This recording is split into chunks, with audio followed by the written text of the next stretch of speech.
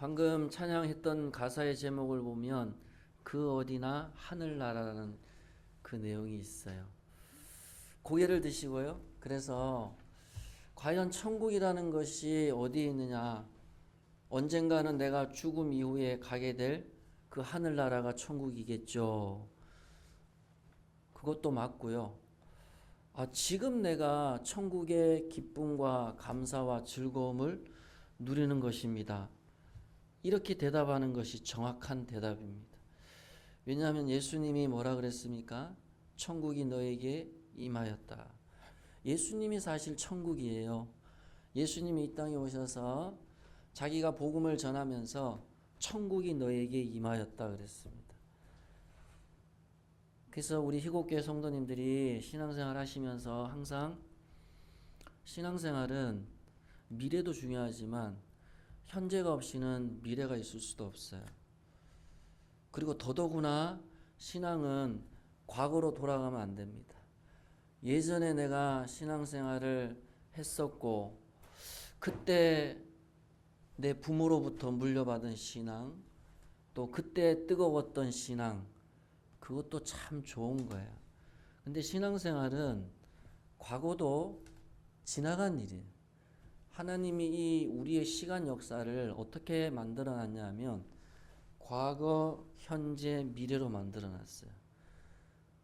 그래서 인간은 이 과거, 현재, 미래를 빠져나갈 수도 없고 역으로 이용해 갈 수도 없어요.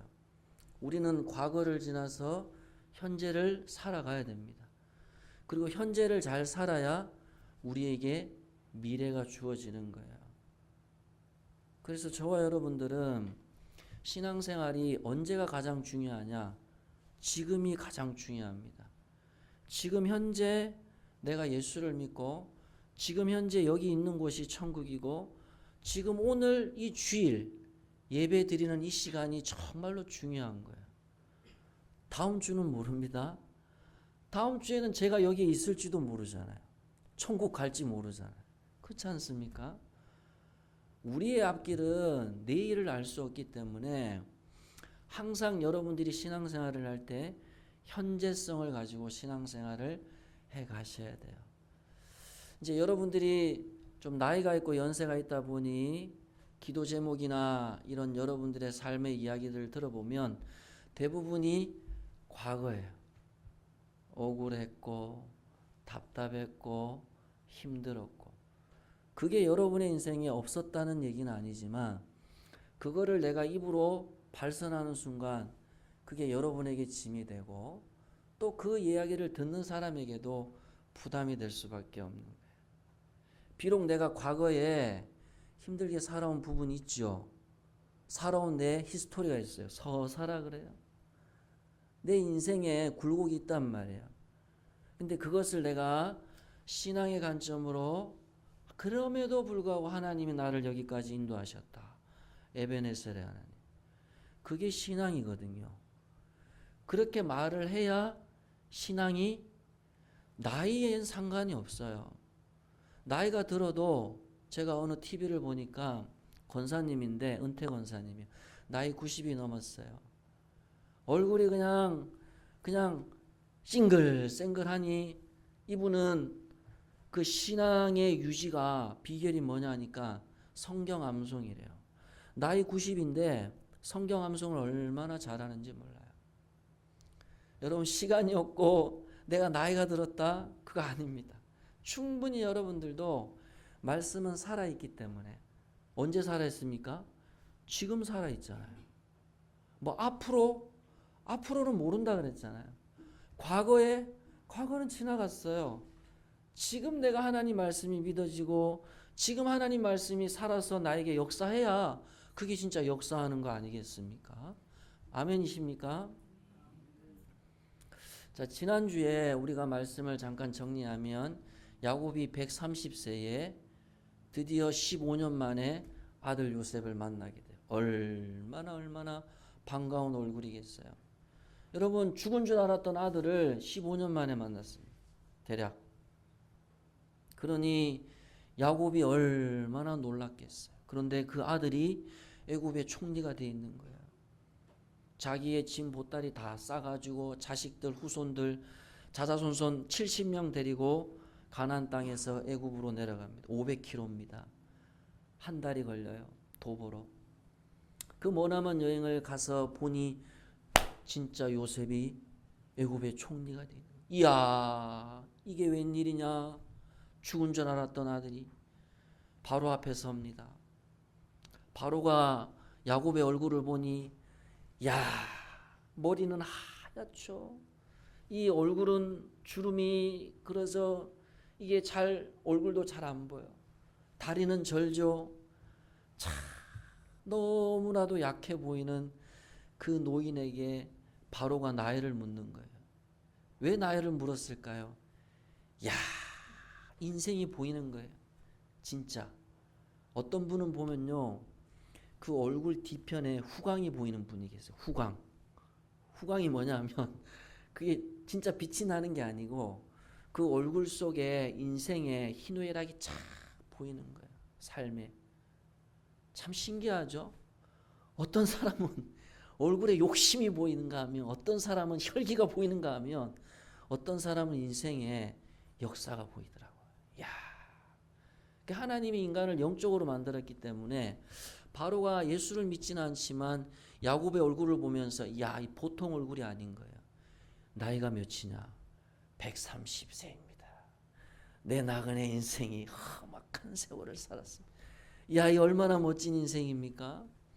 여러분들도 하나님 앞에 섰을 때 주님, 제가 나그네 인생 살았어요. 얼마나 힘들었는지 몰라요. 주님, 저 위로해 주세요. 그렇게 떳떳하게 하나님 앞에 설 날을 여러분들이 그렇게 기대하며 소망하며 살아가셨으면 좋겠어요.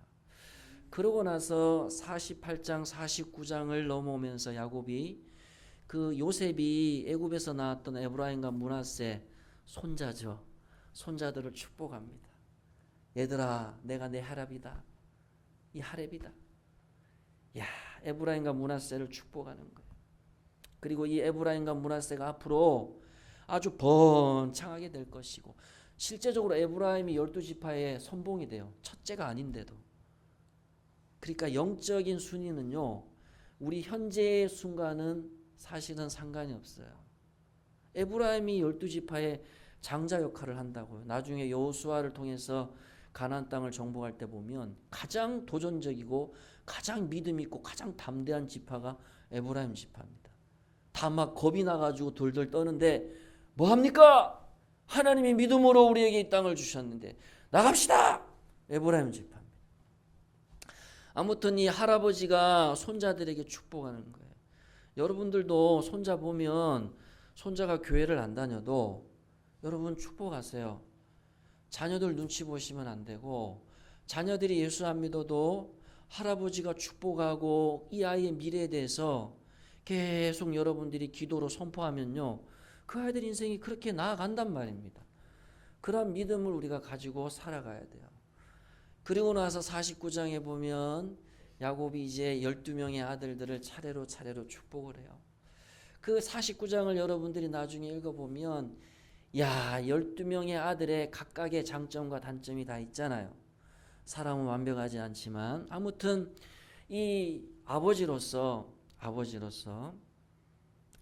가정의 가장으로서 12명의 아들들을 쫙 축복합니다. 첫째 르우벤부터 시작해가지고 쭉 축복을 하는 거예요. 그런데 12명의 이 지파가 되는 이 아들들이 다 그런 아버지가 축복했던 그 축복의 원리대로 살아가게 되는 거예요. 그러니 여러분, 아버지가 자식들에게 어떻게 선포하고 기도하느냐가 너무 중요해요. 아버지가 신앙 없으면 엄마가 그렇게 하시면 돼요. 엄마가 대신 축복하시면 됩니다. 그러니까 부모의 축복권을 여러분들이 가볍게 보지 마세요. 진짜 이 12명의 아들들이 나중에 보세요. 출애굽기, 레위기, 민수기, 신명기, 여호수아에 걸쳐서 이들이 정말로 믿음의 삶을 살아가게 됩니다.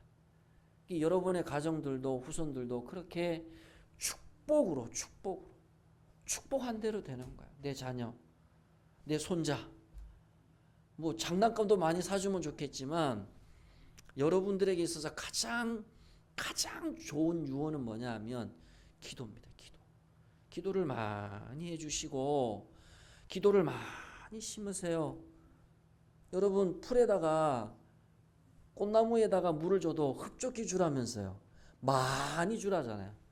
또 누가 물새 나온다 그럴까 봐. 많이 줘야 되는 거예요. 많이 줘야 되는 거예요.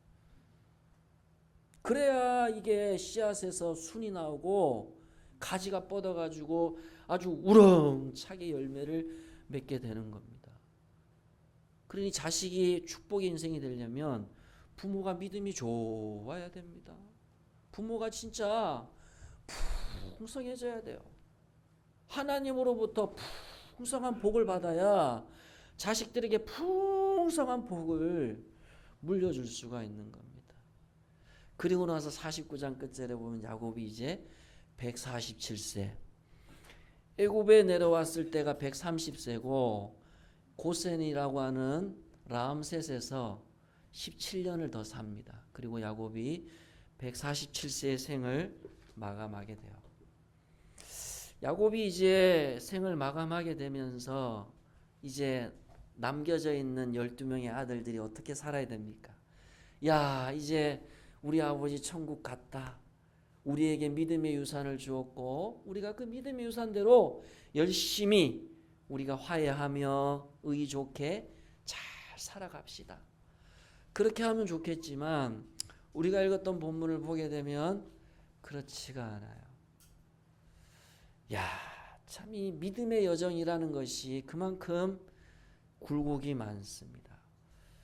그래서 야곱이 고백했던 대로 인생은 나그네가 맞는 거예요. 뭔가 한숨 돌릴 것 같지만 또 다른 문제가 이 형제들 사이에 또 일어나는 거예요. 야곱이 죽었잖아요. 천국 갔습니다. 자식들이 장례를 잘 마쳤어요. 근데 그 자식은 다 자식들이 모여서 가족장으로 한 게 아니고 애굽의 국장으로 했어요. 왜냐하면 요셉이 애굽의 총리이기 때문에 총리 대우를 해줘야 되는 거예요. 그 야곱이 애굽의 국장으로 장례가 진행이 됩니다. 장례식이 6개월에 걸쳐서 이루어져요. 6개월. 염을 하는데 애굽은 이집트는 미라를 만들어요. 시신을. 그냥 생매장에서 무덤을 만드는 게 아니고 이 속에 있는 걸 다 걷어냅니다. 미라는. 이 콧구멍에다가 침을 넣어가지고 뇌를 다 긁어내요. 그리고 그 속에다 솜이나 이런 것들을 집어넣어요. 이 시신을 완전 이게 보관하기 위해서 미라를 만들거든요. 그렇게 하기까지 40일이 걸려요. 염하고 입간하는 하기까지가. 그리고 나서 곡을 며칠을 하느냐면 70일 합니다. 아이고 국장이니까 기독교 장례식이 아니니까 70일을 하는 거예요. 그리고 야곱이 유언할 때 뭐라고 했냐면 내가 죽거들랑 여러분들 이것도 여러분들이 잘 기억을 하십시오. 야곱이 어떻게 유언을 했냐면 믿음의 유언을 하는 거예요. 내 시신을 애굽에 묻지 마라. 반드시 내 아버지가 묻힌 마물에 가나안 땅 막벨라 굴 안에 거기에다가 나를 안치를 해라. 이게 믿음의 유언이야. 나는 믿음의 장례를 하겠다는 거예요. 너희들도 내가 너희들에게 보여준 이 신앙 믿음으로 살아가야 된다. 그러니까 너희들이 나를 믿음의 장례식을 하려면 너희들도 신앙을 가져야 되는 거야. 알겠니? 그렇게 여러분들이 자식들한테 가르쳐 주셔야 돼요. 정말로 중요합니다. 부모가 평생의 생전에 이렇게 툭툭 던지는 말들을요, 자식들이 안 듣는 것 같지만 여러분들이 죽음 이후에 자식들이 순종할 것이라고 믿고 그렇게 유언을 준비를 하셔야 되는 거예요. 어떤 유언을요? 믿음의 유언을 준비하셔야 돼요. 믿음의 유언. 반드시 믿음의 유언을 준비하셔야 돼요. 그리고 살아있을 때 믿음의 삶을 여러분들이 살아가도록 자식들에게 이야기를 해 가셔야 됩니다. 그러고 나서 형님들이 이제 요셉이 아버지 장례식을 다 마치는 거예요. 저 가나안 땅까지, 애굽에서 가나안 땅까지 얼마라고요? 500km. 부산에서 저 서울 저 휴전선 거리까지입니다. 걸어서 바로 밑에 있는 모든 귀족과 국무위원들 다 참여합니다. 전체 인원이. 그러니 그 장례 행렬이 장관을 이루겠죠. 그 장례 행렬이 어디까지 가냐면 가나안 땅까지 가요. 가는데 한 달, 오는데 한 달. 벌써 60일이 들잖아요. 도배 합쳐서 6개월 정도가 소요가 됩니다. 그런데 장례를 잘 마쳤는데 소론이 좀 길었네요. 장례를 잘 마쳤는데 아니 형님들 사이에 어떤 이 말이 오고 가냐 하니까 야 아버지 장례 잘 마쳤는데 35년 전에 이야기를 다시금 끄집어냅니다. 형님들이. 그게 뭡니까? 우리가 35년 전에 요셉을 팔았지 않냐. 이게 형님들끼리의 대화예요. 그런데 야 이제 아버지가 살아계실 때는 아버지가 우리를 방패막이를 해줬는데 이제 아버지가 죽고 나면 요셉이 애굽의 총리 아니냐. 우리는 지금 이 고센에서 그저 양이나 치는 목동 노예인데 요셉이 그 마음 가운데 혹이라도 미운 마음이 들어가지고 우리 복수하면 어떻게 되느냐. 이게 형님들 사이에서 얘기가 주고받기 시작을 하는 거예요. 여기 우리가 읽었지만 15절을 보면 요셉의 형제들이 그들의 아버지가 죽었음을 보고 말하되 요셉이 혹시 우리를 미워하여. 이 미움이라고 하는 단어가 뭐냐 하니까 원한이라는 뜻입니다. 원한. 원한의 뜻이 뭐죠? 원망과 억울함이에요. 제가 설교 초두에 말했던 대로 과거는 여러분 우리가 아무리 과거의 얘기를 한다 할지라도 과거는 바뀌지를 않아요. 근데 성도님들이 신앙생활을 하는데도 계속 과거의 얘기를 이야기를 해요. 형님들이 이제 요셉과 화해를 했잖아요. 이제 아버지 천국 보내고 형제들끼리 의좋게 잘 살아가면 됩니다. 근데 35년 전에 그 원망, 미움의 이야기를 왜 끄집어내냐는 거예요. 왜 신앙생활을 자꾸 과거로 돌아가냔 말이에요.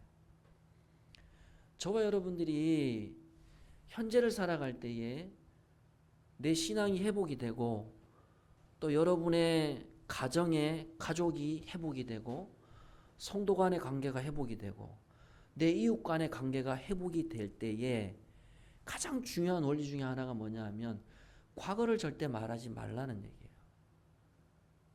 이미 끝난 얘기잖아요. 주님도 뭐라 그랬어요? 너희 죄가 주홍 같을지라도 양털같이 희게 되리라. 주님 이미 다 용서했고 다 화해의 그런 상황들이 주어졌음에도 불구하고 여전히 우리 입에는 억울함이 나오는 거예요. 왜 그렇죠? 그만큼 힘든 거예요. 그만큼 어려웠다는 거예요. 형님들은 지금 요셉이 우리를 미워할까 전전긍긍하지만 사실은 누가 먼저 미워했습니까? 형님들이 먼저 미워한 거예요. 형님들이 35년 전에 동생을 미워했잖아요. 아버지에 대한 원망, 억울함, 요셉에 대한 원망, 요셉을 팔아버린 거예요. 형님들이 왜 이 얘기를 끄집어낼까요?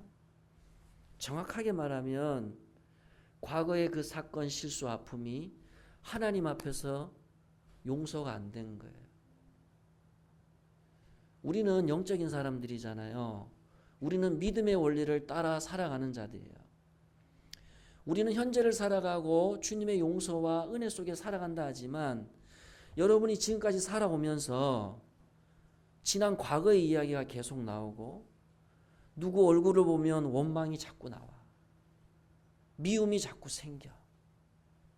억울함이 자꾸 생긴다는 것은 1차적으로 주님과의 관계가 회복이 아직 안 됐다는 거예요.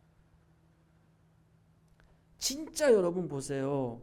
하나님이 나를 용서하셨고 하나님이 나를 구원해 냈다라는 것을 경험한 사람은 과거를 얘기하지 않습니다. 과거가 얘기 나오려고 하다가도 무엇을 얘기합니까? 그 과거 얘기 때문에 더 억울한 건 뭐죠?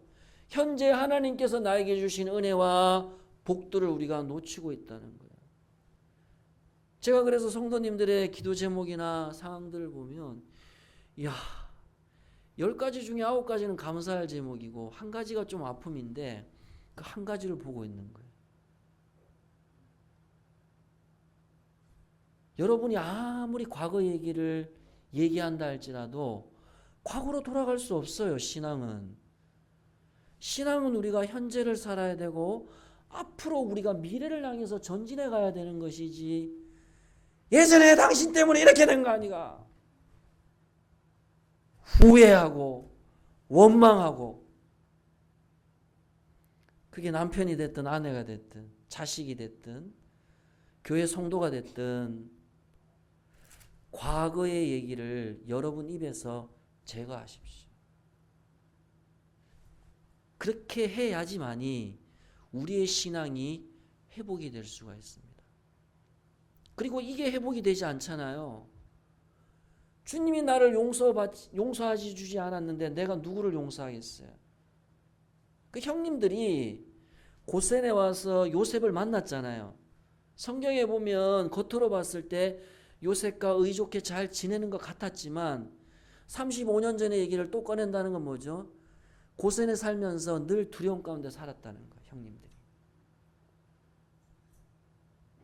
아이고, 이거 우리 실수 또 들통나면 어떡하지? 우리 잘못한 거 이것도 요셉이 지적하면 어떡하지? 그렇게 걱정하며 살았다는 거예요. 여전히 그 속에 자신들에 대한 원망이 있는 거예요. 억울함이 있는 거예요. 이게 해결이 안 되면 그 원망과 억울함이 누구에게 갑니까? 가까이 있는 사람에게 간단 말이에요. 가까이 있는 사람에게 갑니다. 물론 그 사람 때문에 내 인생이 아픔을 겪은 게 있겠죠. 근데 여러분 보세요. 원망하고 불평하지만, 원망하고 불평하는 그 상대방도 문제겠지만 원망하고 불평하는 그 사람의 그 속에 있는 아픔의 문제가 더 크단 말입니다. 그러니 내 신앙을 위해서라도 여러분 안에 있는 지금까지 살아왔던 눈물과 억울함의 고통의 그 이야기들을 이제는 내려놓으시란 말이에요. 내려놓으시란 말이에요. 나를 위해서라도, 내 정신적인, 내 육신의 건강을 위해서라도 오히려 감사하고 살아가십시오. 현재 하나님이 나에게 주신 은혜에 대해서 감사하고 살아가시기로 결단하셔야 된단 말이에요. 이 요셉의 형님들은 17년을 살아가면서 요셉과 물론 자주 얼굴은 볼 수 없어요. 왜냐하면 요셉은 총리잖아요. 형님들이지만 형님들이 가까이 할 수 없는 동생이에요. 사회적인 지위가 하늘과 땅 차이란 말이에요. 람셋은 이 애굽의 변두리 지역에 있고 요셉은 애굽 중심가에 있잖아. 궁에 있어요. 바로의 궁에 있단 말이에요. 그러니 형님들이 요셉의 얼굴을 자주 보지는 못했을 거예요. 그래서 이 형님들이 너무 걱정이 되잖아요. 야, 이 과거에 35년 전에 그 실수 잘못을 또 본인들이 두려워하고 걱정하는 거예요. 이거 어떻게 해야 되나? 이거 어떻게 해야 되나? 그래서 결국은 형님들이 야, 이거 우리 어떻게 하지? 이 아버지가 우리를 방패 삼아 줬는데 이제 아버지 돌아가시고 저 요셉이 마음만 먹으면 우리 그냥 싹 다 그냥 하루아침에 다 죽일 수가 있잖아요. 그런 권력을 가졌잖아요, 동생이. 그리고 결국 형님들이 자기들 중에 누구 한 사람을 요셉에게 보냅니다. 보내서 뭐라고 그러냐니까 그 이야기가 17절의 이야기예요. 너희는 이같이 요셉에게 이르라. 내 형들이 내게 악을 행하였을지라도 이제 바라건대. 이게 무슨 말인가 하면 16절부터 읽어보면 형님들이 요셉에게 무엇을 전달하냐면 요셉아 아버지가 죽기 전에 우리한테 이런 유언을 했다. 너 형님들의 허물과 죄를 용서해야 된다. 이야. 근데 이 얘기가 성경에 안 나오는데 형님들이 만들어낸 말인지 거짓말인지 아니면 진짜인지는 알 수는 없어요. 근데 중요한 건 뭐죠?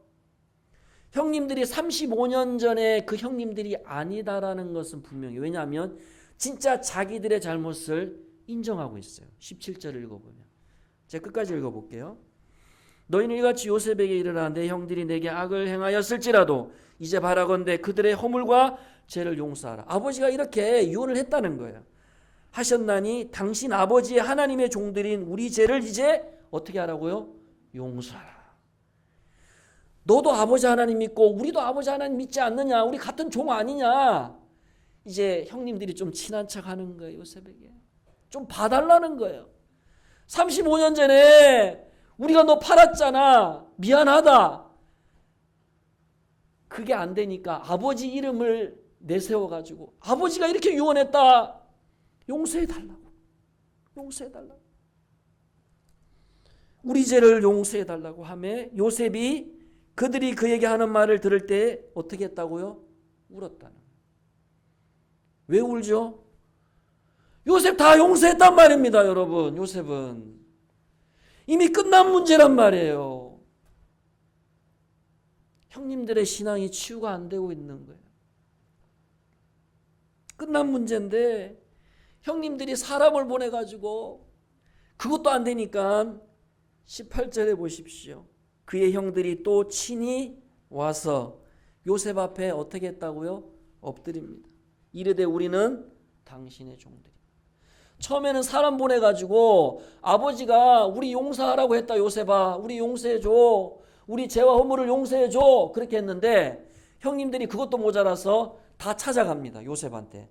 찾아가서 어떻게 합니까? 꿇어 엎드립니다. 제발 요셉아 용서해줘. 용서해줘.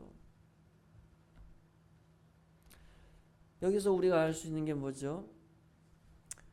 이 요셉의 형들도 신앙이 치유가 되고 요셉도 치유가 되고 화목을 이루고 여러분들도 마찬가지입니다. 내 신앙이 회복이 되고 내 가정이 회복이 되고 내가 살아가는 삶의 역량의 이웃과의 회복 또 교회 성도 간의 회복을 이루기 위해서 중요한 두 번째 원리 중에 하나가 뭐냐 하니까 잘못을 했으면 인정하면 되는 거예요. 인정하면 되는 겁니다. 인정을 안 하기 때문에 이게 형님들 안에 그 과거의 아픔과 상처가 쓴뿌리로 남아있는 거예요. 인정을 하고 인정을 한다는 것은 자기의 삶에 변화가 있다는 거예요. 여보, 내 예전에 당신한테 화낸 건 미안해. 신앙인이라는 것은요, 신앙이 없는 사람들은 시간이 지나면 감각이나 생각이 무뎌져요. 근데 신앙생활을 하는 사람들은 신앙생활을 하면 할수록 이 영의 양심이라는 것이 더 예민해집니다. 지나간 일을 할지라도 부끄럽죠. 옛날의 과거. 근데 성령님은요, 깨닫게 하시거든요. 그러면 어떻게 하면 되죠? 간단해요. 아이고 내가 그때 좀 화내서 미안해. 그 한마디면 끝나는 거예요. 근데 이게 잘 안 되거든요, 우리가. 그래서 요한일서 1장 9절에 뭐라 그랬습니까? 너희가 죄를 지었을 때 하나님은 미쁘시고 어려우사 너희 죄를 자백하면 그는 너희 죄를 사하여 주신다고 했단 말이에요. 주님도 우리가 언제든지 우리의 죄를 고백하면 그는 신실하신 분이기 때문에 언제든지 우리의 죄를 용서해 주신다. 그게 왜냐? 아버지와 자녀의 관계란 말이에요. 형님들이 이 하나님 안에서의 자신들의 잘못에 대한 용서가 정확하게 안 돼 있으니 자기 이웃과의 관계, 가족과의 관계, 성도과의 관계에도 잘못이 인정이 안 되는 겁니다.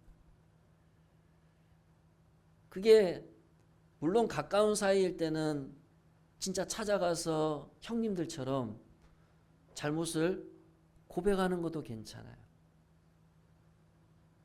그게 안 되면 하나님 앞에 고백하시고 또 그 고백한 대로 표현한 대로 그렇게 살아가시면 됩니다.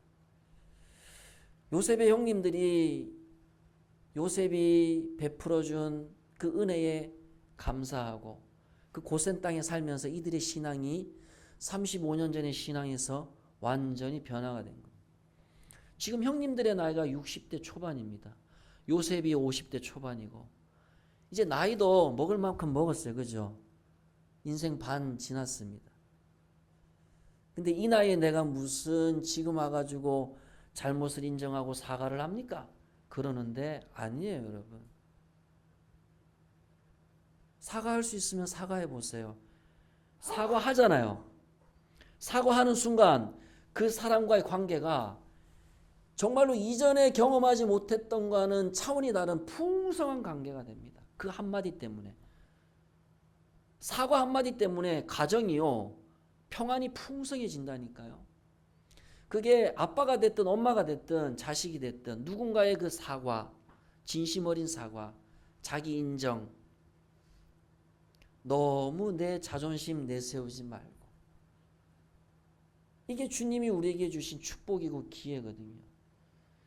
그래서 요셉의 형님들과 요셉이 결국은 이 과거에 머물렀던 신앙에서 현재 화목을 이루고 이들이 서로 우애 있게 지내가는 신앙인이 되는 겁니다. 여러분, 우리의 신앙은 현재를 살아가는 신앙이에요. 여전히 우리가 답답하고 억울하고 지옥 같은 인생을 살아간다 할지라도 믿음으로 여러분들이 선포하셔야 됩니다. 그 선포 중에 하나가 뭐라고요? 과거 얘기하지 마십시오. 과거. 더 이상 과거에 대한 이야기는 여러분 이 자리에서 단절하십시오. 내가 지금까지 참아온 게 얼만데, 내가 지금까지 헌신한 게 얼만데, 내가 지금까지 당한 게 얼만데, 그랬어요. 그러면 하나님이 이렇게 얘기할 거예요. 내가 너한테 준 은혜가 얼만데, 내가 너한테 준 복이 얼만데. 세상은 완벽하지가 않아요, 여러분. 완벽하지가 않잖아요. 요셉의 형님들이 이렇게 무릎 꿇고 진짜 진심 어린 자기의 죄를 고백하고 용서를 구했을 때 요셉이 어떻게 합니까? 아이고, 내가 그때 얼마나 힘들었는데. 요셉이 이렇게 했습니까? 형님들, 제가 하나님 아닙니다. 이 말은 제가 하나님 입장에서 형님들한테 벌 주고 그런 위치가 아니라는 뜻이에요. 제가 하나님 대신하는 사람, 저는요, 하나님의 섭리 가운데 하나님이 애굽에 저를 먼저 보내셔서 여기에 온 것이지, 하나님이 그 우리의 악과 우리의 실수를 선으로 이용하신 거예요. 오히려 요셉이 어떻게 합니까? 위로하고 격려하는 거예요. 여기서 또 하나 우리가 우리의 신앙을 회복하는 아주 중요한 비밀이 있어요. 하나님은 우리의 모든 형편과 상황을 다 합력하여서, 로마서에 나오죠, 선으로 바꿀 수가 있다는 거예요. 이게 믿음이죠. 내가 비록 과거에 실수했어요. 내가 참 과거에 너무 힘들게 살았어. 그럼에도 불구하고 하나님은 그런 나의 억울하고 답답한 그 모든 것을 선으로 바꾸어내실 수가 있어요. 요셉이 이렇게 이야기를 하는 거예요. 그러니 여러분, 형님들의 신앙이 회복이 안 되겠어요? 위로를 안 받겠습니까, 여러분? 야, 동생이지만 정말로 형님들이 존경하지 않겠습니까, 이 신앙을? 나이가 많다고 신앙이 존경이 되는 게 아니고 신앙의 존경을 받는 거예요, 요셉이. 야, 여기 이러잖아요. 20절을 보십시오. 당신들은 나를 헤아려 하였으나 하나님은 그것을 선으로 바꾸사 오늘과 같이 많은 백성의 생명을 구원하게 하시려 하셨다. 비록 형님들이 나를 애굽에 팔았습니다. 내가 애굽에서 얼마나 고생했는 줄 아세요? 내가 얼마나 노예 생활하면서 억울하고 답답했는 줄 아세요? 이 말 할 수도 있어요, 요셉이. 그 요셉이 그런 말 안 하잖아요. 하나님의 말씀, 믿음의 말을 고백을 하는 거예요. 여러분, 우리가 이렇게 살아가야 되지 않겠어요? 그래야 우리의 신앙이 회복이 되고, 여러분의 신앙이 회복이 되고, 여러분의 가정이 회복이 될 수가 있고, 여러분의 자녀가 회복이 될 수가 있어요. 그리고 여러분의 남편과 아내가 회복이 될 수가 있습니다. 다시 정리할게요. 과거에 억울하고 답답했던 거 이제는 내려놓으십시오. 그리고 혹이라도 내가 지금까지 살아오면서 나 때문에 누군가에게 상처를 줬다든지 아픔을 줬다든지 그것이 기억이 난다라고 한다면 그냥 잘못을 인정하면 참 좋겠어요. 인정한다고 해서 누가 여러분한테 뭐라 합니까? 그리고 마지막으로 이 모든 우리의 슬픔과 아픔을 하나님은 다 선으로 바꾸신다는 믿음을 여러분들이 가지셨으면 좋겠어요. 그래서 여러분의 신앙이 정말로 과거에 머물러 있는 신앙이 아니고 현재를 살아가고 또 회복의 신앙으로 살아가시기를 주님의 이름으로 축복합니다. 우리 말씀 생각하면서 한번 기도하겠습니다.